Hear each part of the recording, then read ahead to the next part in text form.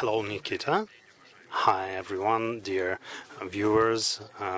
My name is actually Oleg Sirotyuk. I am with Huawei company, and the title of my presentation is on your screens. And I would like to talk to you about a practical case of using Huawei Atlas and for broadening the ecosystem of intellectual solutions. And despite the fact that most of my presentation aims at reviewing the bank department's intellectualization and digitization, the same approach can be used for other companies like vendors, shops, retail, gas stations, anything. So any company that is interested in improving all the presence areas will be benefiting from it. We've already said that we live in the fourth industrial revolution. The steam engine, the electricity, IT, all those technologies have dramatically changed the way the humanity looks and works and affected the lifespan of people. Current fourth industrial revolution is characterized by the huge amount of data being used and the AI algorithms being actively used everywhere. And AI becomes key value differentiator for both governments and people. Moreover, AI can be effective at solving tasks better than human in many areas, be it CT or MRI scans to find different pathologies, autonomous vehicles, and other things. So the fourth industrial revolution will change how the company branches or company offices look, because we will be able to use the data that are being gathered and stored in different branches or offices. And we will go deeper into detail here. So we can split this into three categories. First, improving efficiency. We would like to optimize the internal processes so that we spend less on the functioning. Second is increasing the profit, and this has to do with the growth of the number and paycheck of the clients. Thus, we would like to improve both the quality of our work with the clients and the proposition that we give them, the portfolio of products that we offer them, and the targeting of the marketing campaigns. And the third big area is safety and security, both in the classical way of physical objects and people, and in things like 2020, obvious COVID pandemic, social distancing, wearing masks, stuff like that. So all these tasks, and many others actually, can be currently solved using the current technology. And you don't need any huge investments for that. You can keep developing your infrastructure, you can invest in math or software, but both things are well researched by different companies. You can, for example, analyze intellectually the CCTV cameras to optimize a lot of things and grow the KPIs of your company, like improving the efficiency and controlling what people do, starting from monitoring when the person has arrived at the workplace, how much time he or she has spent at the workplace, when he or she leaves, etc. Client relationships quality, like how much time has the person spent communicating or in queues waiting for some service to be provided. This can be also questions of security, like bags left in the offices or something that breaks the law, some actions on behalf of our personnel. And of course, wearing masks is something that is very common currently. So let's dive deeper into a number of examples taken from real projects already implemented in China and in a number of other countries. So the first idea is identifying VIP clients and analyzing the clients. AI algorithms allow you to analyze the data that we get from CCTV cameras with 99+% accuracy to ensure who is coming to our office or our shop.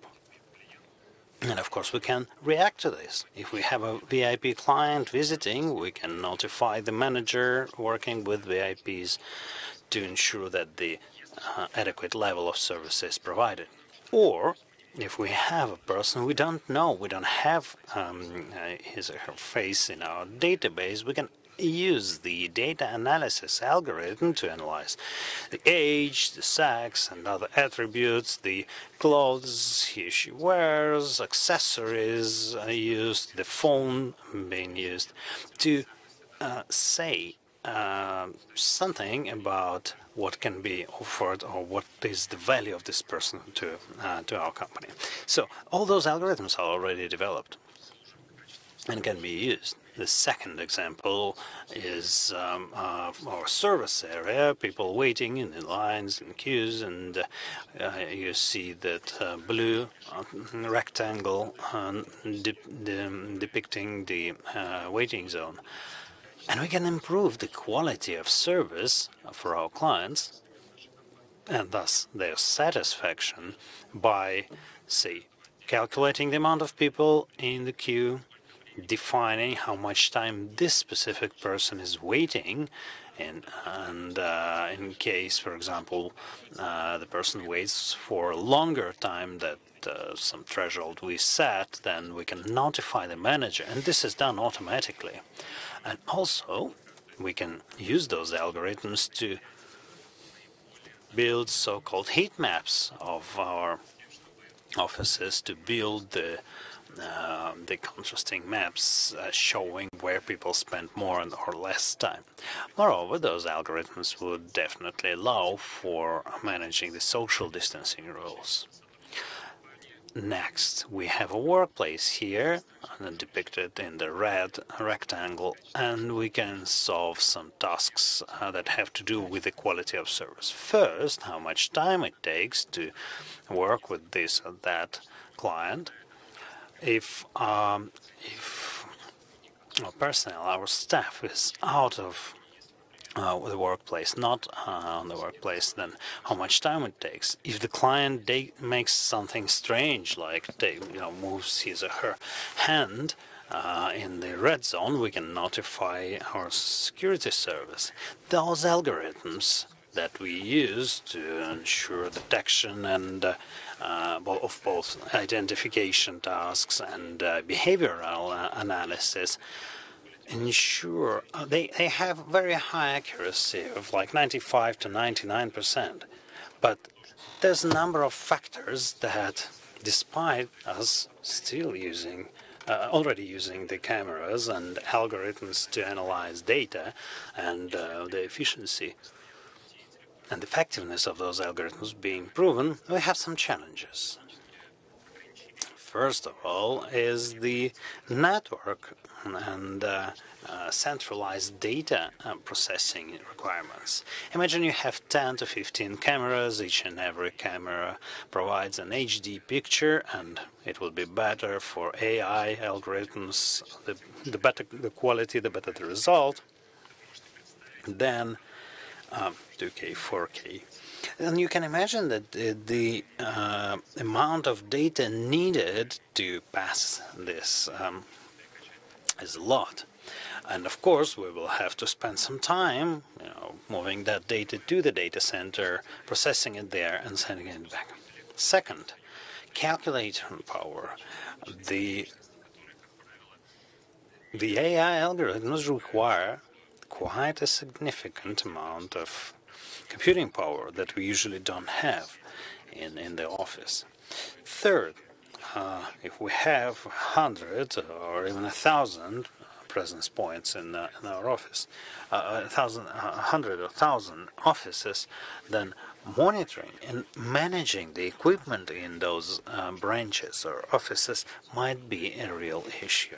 And of course, we would like to use the most up-to-date algorithms in our business to ensure this is not too hard a task. So to solve those things, to cater to those issues, Huawei offers edge AI stations, Atlas 500. It is called an edge station because it's outside of the data center, and it enables you to solve all the AI tasks within your office, within your branch, without sending the data to the data center. It's an external, very small industry standard device. It can work from -40 to +70 degrees. You can place it both inside or outside of the office. There's a specialized Huawei Ascent processor, and its heart, it's an MPU, and it was created specifically for neural networks processing, and this is the main AI engine nowadays. It provides very high level of productivity, and performance is very high, 22 terops, and you don't need to install new equipment in your office. You just connect it to this station. And it also supports the high availability mode when you have two devices talking to each other, and if one of them doesn't work, then the second will take its functions. To manage the fleet of those devices, it's an important task, and an important thing to be able to monitor distantly the state and update those devices. You use specialized Fusion Director software that allows you to process 50,000 plus nodes, monitor them, monitor the state of both the hardware and the software, and this allows you to update the algorithms. So if we have a new algorithm for our AI, we can set it up on the new station immediately in real time. Here's a number of screenshots of how it works, and briefly the process itself from left to right. First you see the development and training environment. You can use our own servers to train the neural networks. We have our own framework that you can use to develop your own neural networks, but you can use any network that you like. Then next we pass those models to the developers. They create the Docker containers and the needed deployment packages, and then it's being spread on our devices, Atlas 500. And this device can also be connected to locally to gather the information needed, and it also, of course, can send the information about its state and other things to the data center.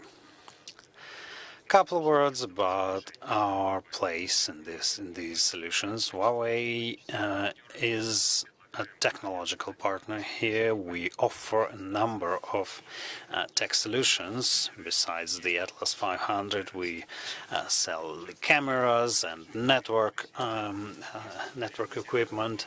We have our server equipment, the Atlas 300, and of course we have inference devices. But to prepare a specific applicable solution, we usually rely on the experience of our partners, and the software is being developed together with those partners to ensure that we provide our customers with a final solution that works very well. So, number of advantages: very, very high performance, Atlas 500, that is the size of an average book, it's 22 teraops, very high performance, to identify more than 200 faces, even with our competitors being 300, distant deployments, remote administering, and an availability to manage different devices and services. We can change and update the features we can run on that processor, for example, analyze sound. So there's no limitation on how we can use that equipment, and we can use it in a very different mode. So a couple of words about 5G is in another digitization trend. We think that it will amplify the development of Internet of Industrial IoT. So when we will get all the information about the equipment in our factories, the 5G provides very high bandwidth, very low pings, very low latency, and thus enables you to be a transport layer for a very high load real-time system. So, and you can use those sensors, those smart devices in the factories to ensure the data is processed on the edge. And it even now supports 5G, and of course all the further equipment versions will also support 5G.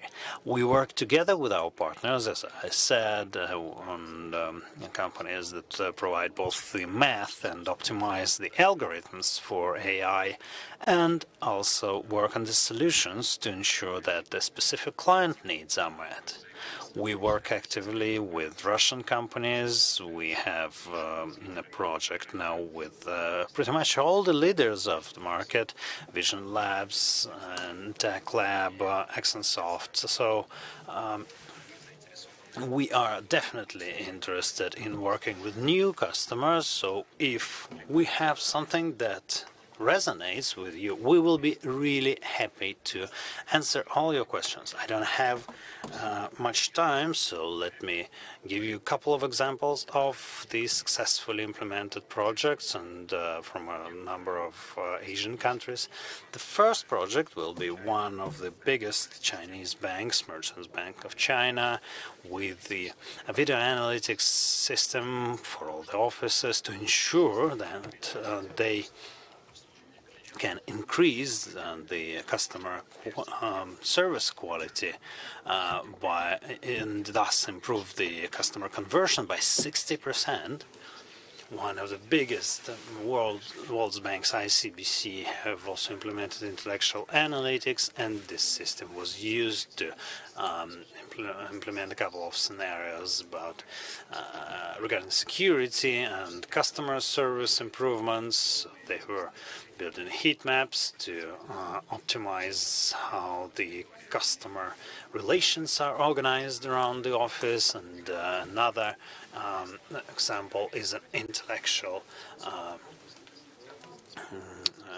system working with the household to monitor the houses and the people that live there, the guests, the perpetrators.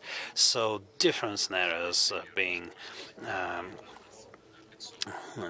it's been used for different scenarios. Atlas 500 is also used in schools to monitor social distancing, auto admittance, and for both the pupils and the teachers, and it's connected to the current video camera infrastructure. And another example is a smart escalator implemented in one of the biggest Asian supermarkets to ensure that the people with limited capabilities with disabilities approaching the escalator, the system identifies it and notifies the people and the staff to ensure they provide support. So with that, I conclude. Thank you very much, and I'll be happy to answer all your questions.